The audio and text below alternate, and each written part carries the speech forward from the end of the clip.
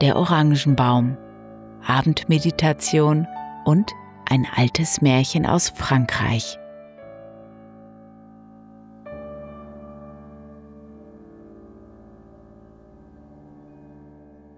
Herzlich willkommen zu dieser neuen Folge der Märchentante. Mein Name ist Alexandra Mattes und ich freue mich, dass du wieder eingeschaltet hast, um dich von mir in den Schlaf begleiten zu lassen. Nach einer entspannenden Abendmeditation, die du gemütlich im Bett mitmachen kannst, erzähle ich dir ein altes Märchen aus Frankreich mit dem Titel Der Orangenbaum. Und wir beginnen mit der Einschlafentspannung. Ich wünsche dir jetzt schon mal eine gute Nacht und schöne Träume.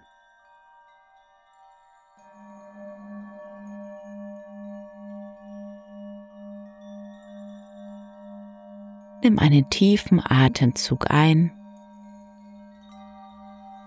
halte den Atem und atme wieder aus.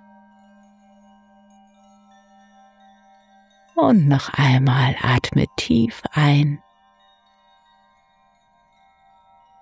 halte den Atem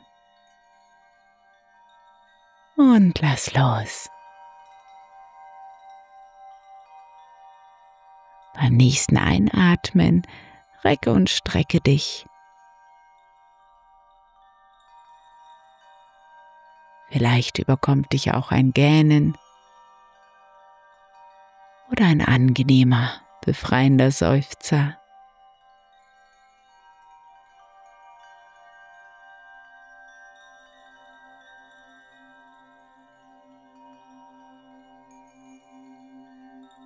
Wenn du dann soweit bist, lasse Ruhe einkehren und schließe, wenn nicht schon getan, deine Augen.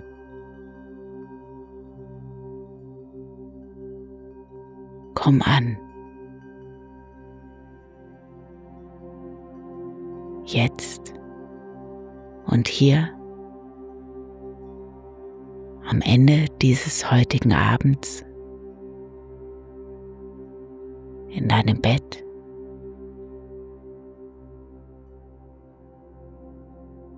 und beobachte für ein paar Momente nochmal deinen Atem, wie er ganz natürlich und ruhig ein- und ausströmt.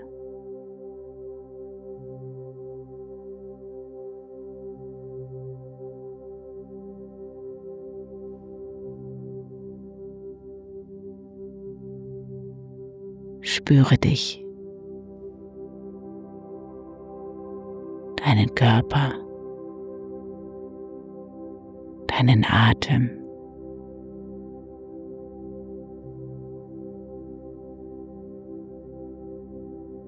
Fühle dich gerne mal von Kopf bis Fuß durch dich hindurch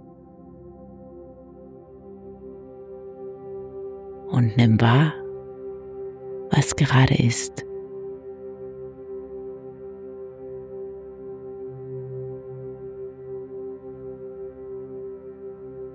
Stell dir vor, wie du mit jedem Ausatmen immer schwerer, immer entspannter in deine Matratze sinkst.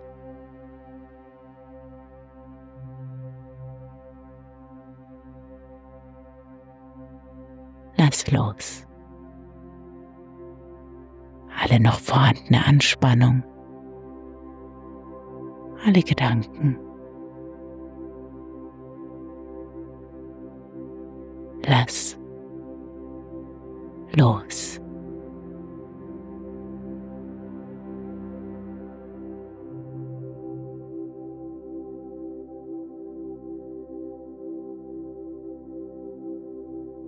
Ich lade dich ein, nochmal den heutigen Tag vor deinem inneren Auge Revue passieren zu lassen, wie einen kleinen Film, in dem du die Hauptrolle spielst.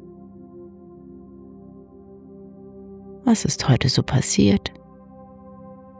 Was hast du heute erlebt? Wie ist es dir heute ergangen? Versuche ganz wertfrei und freundschaftlich die Bilder deines Tages nochmal zu betrachten.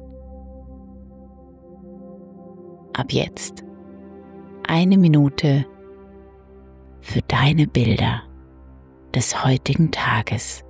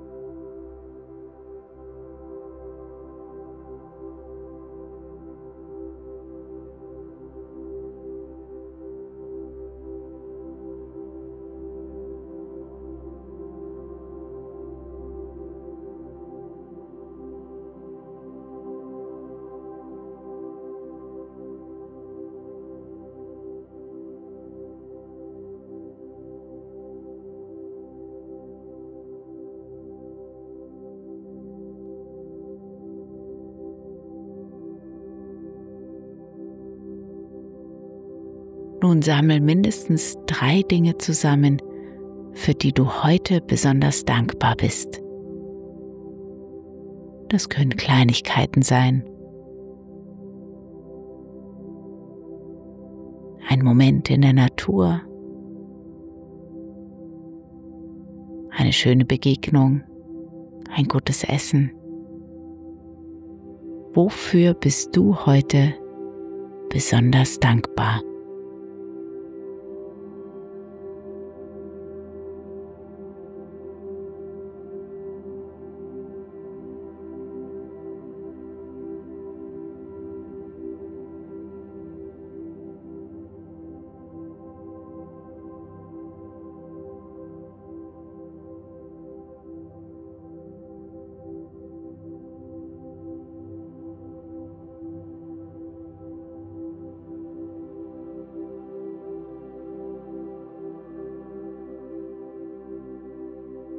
Nimm einen etwas tieferen Atemzug ein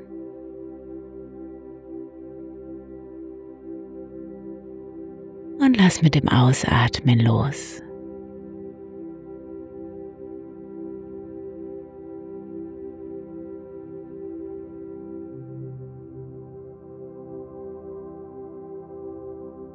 Der Tag ist vorbei und es gibt nun nichts mehr zu tun, als einfach nur zu entspannen.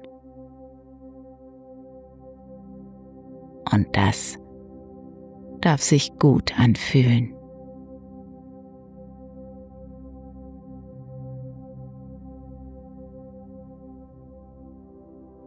In den Momenten der Ruhe und der Entspannung finden all die wichtigen Reparatur- und Heilungsprozesse in deinem Körper statt. Und es ist gut, dass du da bist, dass du bewusst, friedlich und dankbar diesen Tag abschließt.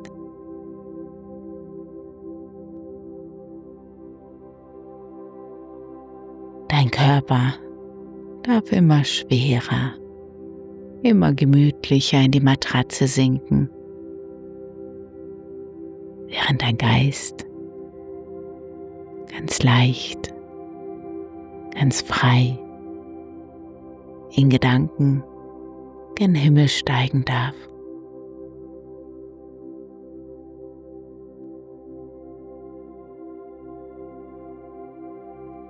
Mit den weißen Wolken davonfliegen.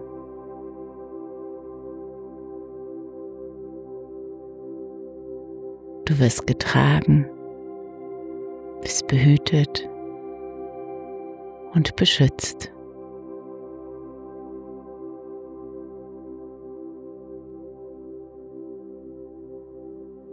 Womöglich merkst du schon, wie du immer schwerer und immer schläfriger wirst.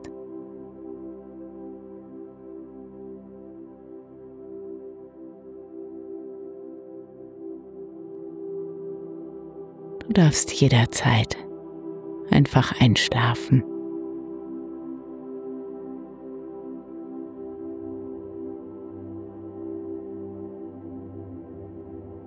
Und ich nehme dich mit ins Land der Märchen.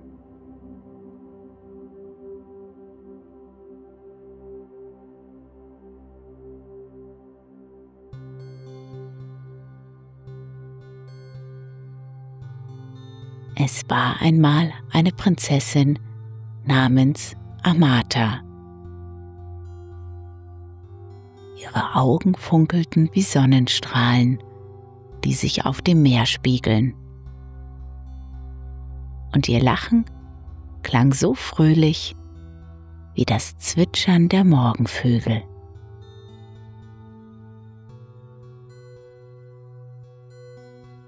Das Volk liebte sie, denn sie brachte Freude in die Herzen derjenigen, denen sie begegnete. Amata, mein Kind, sagte der König eines Tages, komm mit auf unsere Reise übers Meer. Ich möchte dir die glücklichen Inseln zeigen, auf denen die Mandelbäume blühen und das Wasser türkis wie Edelsteine glitzert. Doch das Schicksal, wie es manchmal so spielt, hatte andere Pläne. Ein Sturm kam auf, so heftig, dass das königliche Schiff kurz vor den Inseln zerbarst.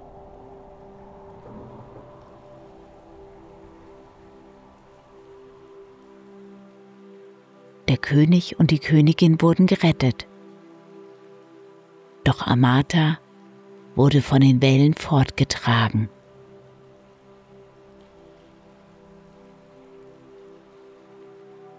Bis sie an einem fernen Ufer einer unbekannten Insel strandete.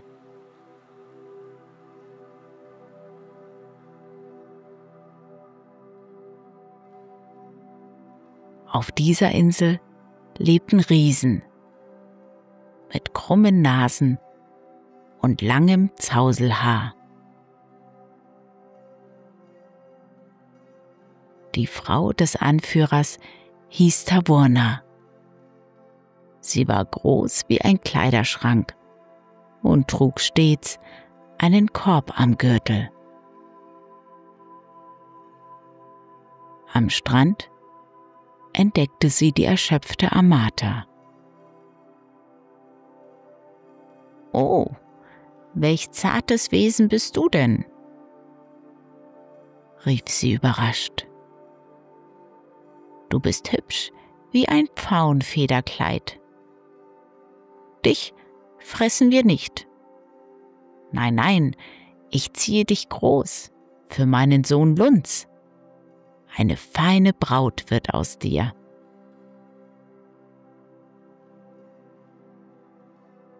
Amata, die gerade erwacht war noch benommen von dem Schiffbruch und wusste nicht, wie ihr geschah. Als die Riesin sie ergriff, in ihren Korb legte und sie mit in die Höhle der Riesen nahm.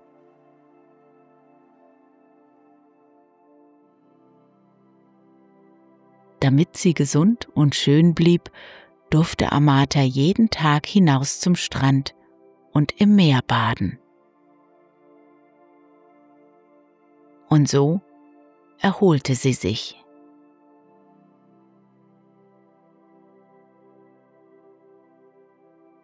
Eines Tages, während sie am Ufer entlang ging, erblickte sie einen jungen Mann, den ebenfalls die Wellen ans Land gespült hatten. Seine Haare klebten ihm nass an der Stirn. Seine Kleider waren zerrissen. Bei allen Sternen rief Amata. Ein Schiffbrüchiger. Sie kniete sich zu ihm nieder in den Sand und strich ihm die Haare aus dem Gesicht.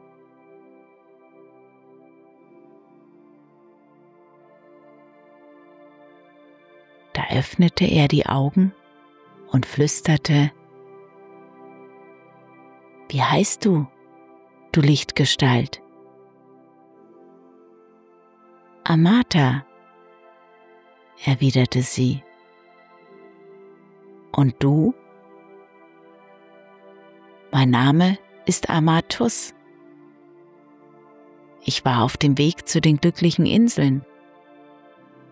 Mein Ziel war das Reich meines Onkels Alburin.« »Das ist mein Vater«, rief sie überrascht. »Dann musst du mein Vetter sein.« Sie wünschte sich nichts sehnlicher, als ihn zu retten. Also half sie ihm auf und brachte ihn in eine verborgene Höhle im Wald. Jeden Tag besuchte sie ihn dort und versorgte ihn mit Früchten und allem Nötigen.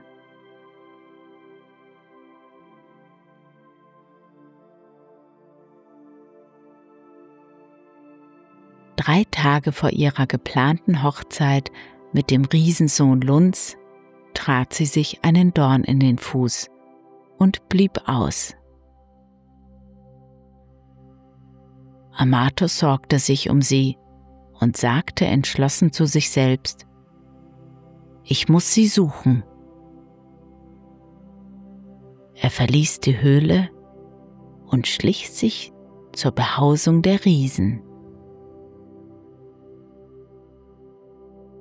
Kaum hatte er die Höhle der Riesen betreten, stand Wüterich, der Anführer, vor ihm. »Was schleicht da durch mein Revier?« grollte er. »Ein junger Mann, hm? Das wird ein duftender Festbraten.«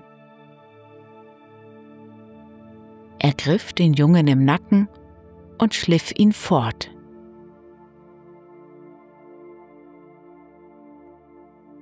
Amata eilte herbei. »Warte, lass ihn leben bis zu meiner Hochzeit. Ein solcher Gast gehört auf den Haupttisch.« »Na gut«, knurrte Wüterich. »3 Tage, dann wird gespeist.« Amata jedoch hatte andere Pläne. Sie erinnerte sich an ein Gespräch der Riesinnen, das sie vor kurzem belauscht hatte. Eine Fee namens Trusio, mächtig in der Zauberkunst, lebte auf der Insel. Neben Tavornas Bett lag ein Elfenbeinstäbchen, mit dem man die Fee rufen konnte. In jener Nacht schlich Amata an den Strand, das Elfenbeinstäbchen in der Hand, und flüsterte in den Nachthimmel: »Ich rufe die gute Fee Trusio, schenke mir einen Zauber und hilf uns zu fliehen.«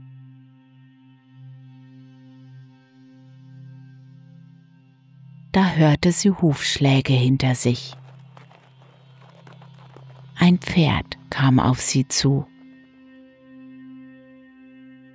Es war gesattelt und mit Proviant versehen.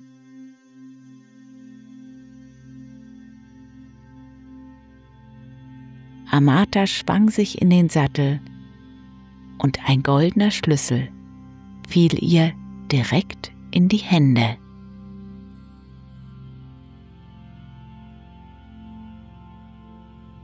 Es war der Schlüssel zu dem Verschlag, in dem Amatus eingesperrt war.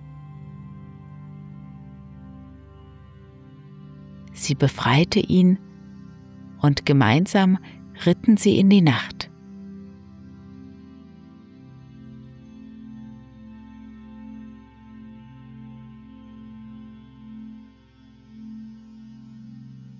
In der Höhle jedoch wurde Tavorna unruhig. »Wo bist du, Mädchen?« rief sie. Als sie merkte, dass Amata und der junge Mann fort waren, schrie sie: »Betrug! Wach auf, Wüterich! Die Beute ist geflohen!« Wüterich schnappte sich seine 7-Meilen-Stiefel und rief: »Ich stampfe sie in Grund und Boden!«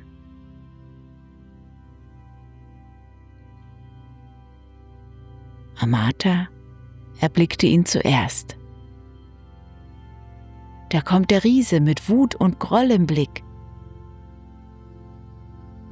»Wir sind verloren«, rief Amatus.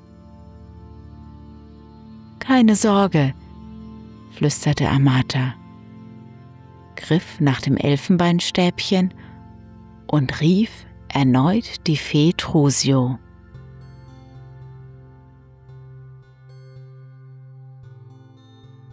Diese verwandelte das Pferd in einen Teich, den Prinzen in ein Boot und Amata in eine alte Schifferin.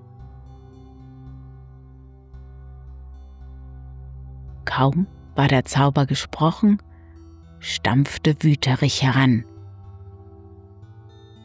»He, Alte, hast du ein Pferd mit einem jungen Paar gesehen?« Die Schifferin antwortete träge: »Aber ja doch, sie gingen dort entlang, über die grüne Wiese.«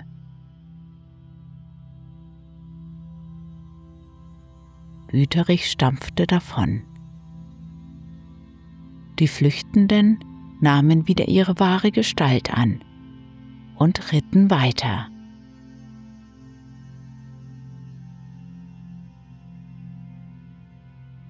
Kurze Zeit später näherte sich jedoch Tavorna. »Das ist schlimmer«, sagte Amata. »Sie ist klüger als ihr Mann.« Und wieder bat Amata die Fee Trusio um Hilfe. Die Fee erhörte sie. Sie verwandelte das Pferd in eine Kiste, den Prinz in einen Orangenbaum und Amata in eine Biene.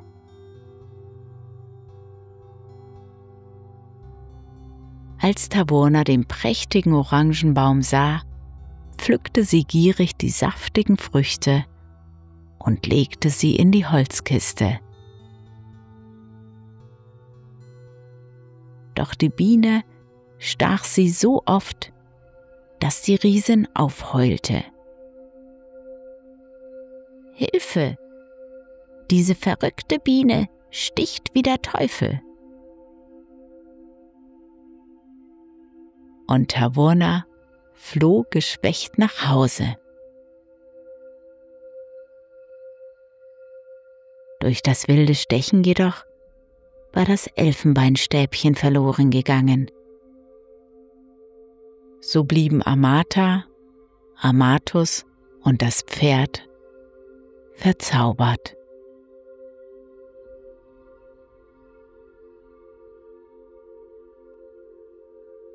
Sieben Jahre vergingen, bis eine fremde Prinzessin auf die Insel kam. »Was für ein herrlicher Orangenbaum«, rief sie. Doch als sie eine Frucht abpflückte, begann der Baum zu weinen und Wasser rann über den Stamm und die Äste. es ist ein verzauberter Prinz, rief sie. Sie zog eine Haarnadel aus Elfenbein aus ihrem Haar und rief die Fee Trusio. Diese lächelte und hob den Zauber wieder auf.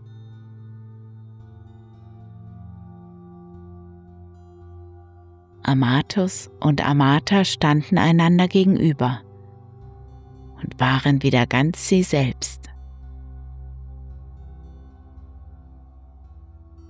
Und auch das Pferd war wieder zurückverwandelt. Die fremde Prinzessin half den beiden, nach Hause zu Amatas Eltern zu gelangen, wo sie mit offenen Armen empfangen wurden.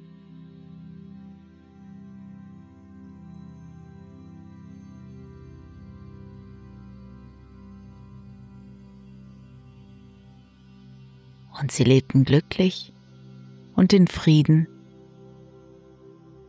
Und wenn sie nicht gestorben sind, so leben sie auch heute noch.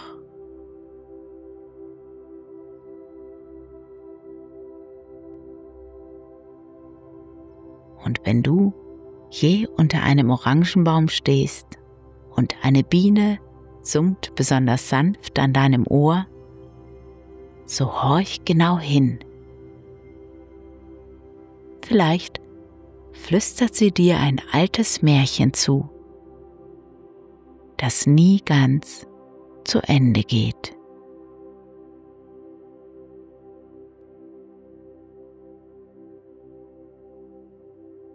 Ich wünsche dir eine gute Nacht, einen tiefen und erholsamen Schlaf und schöne Träume.